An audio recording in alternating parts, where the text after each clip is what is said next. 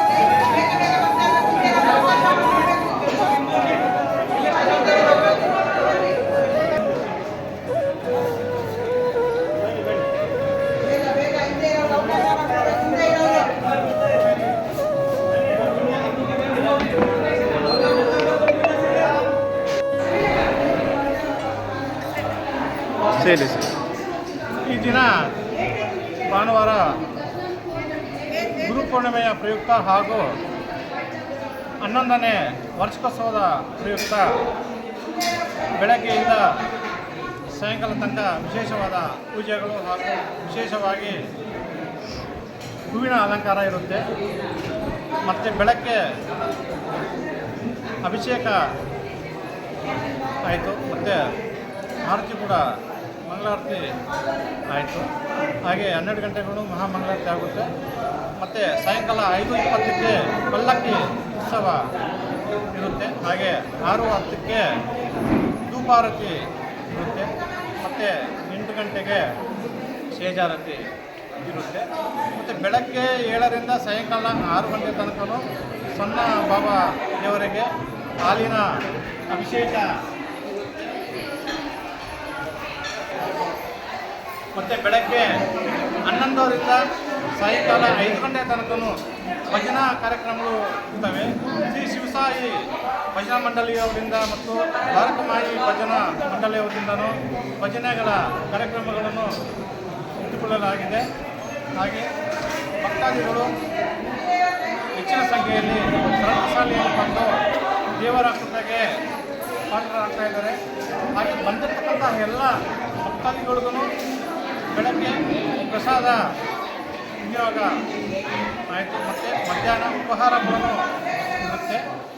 ಪಾವಗಡ ಪಟ್ಟಣದಲ್ಲಿ ಅಲ್ಲದೆ ಮತ್ತು ಪ್ರತಿಯೊಂದು ಹಳ್ಳಿಯಿಂದಲೂ ಸಾಯಿಬಾಬಾರವರ ಭಕ್ತಾದಿಗಳು ಎಲ್ಲರೂ ಬಂದು ದೇವರ ಕೃಪೆಗೆ ಪಾತ್ರರಾಗ್ತಾ ಇದ್ದಾರೆ. ಸುಮಾರು ನಮ್ಮ ಸಮೀಕ್ಷೆ ಒಂದು 8,000 10,000 ತನಕ ಭಕ್ತಾದಿಗಳು ಬರಬಹುದು ಅಂತ ನಮ್ಮ ಸಮೀಕ್ಷೆ ಇದೆ.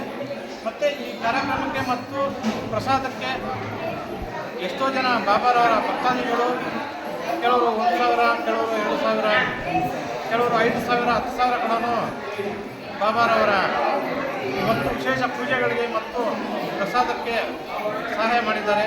ಅವರೆಲ್ಲರಿಗೂ ಸಾಯಿಬಾಬಾ ದೇವರು ಆಯಸ್ಸು ಆರೋಗ್ಯ ಕೊಟ್ಟು ಒಳ್ಳೆಯದು ಮಾಡಲಿ.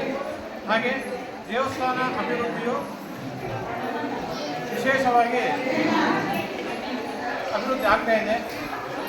ತಮ್ಮೆಲ್ಲರ ಸಹಕಾರದಿಂದ ನಮ್ಮ ಸಾಯಿಬಾಬಾ ದೇವಸ್ಥಾನ ಇನ್ನೂ ಹೆಚ್ಚಿನ ಅಭಿವೃದ್ಧಿಗೆ ತಾವೆಲ್ಲರೂ ಸಹಕಾರ ಮಾಡ್ತೀರಾ.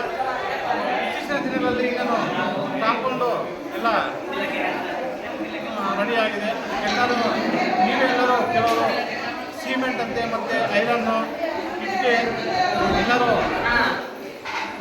ಎಲ್ಲ ಸಹಕಾರ ಮಾಡಿದ್ದೀರಾ.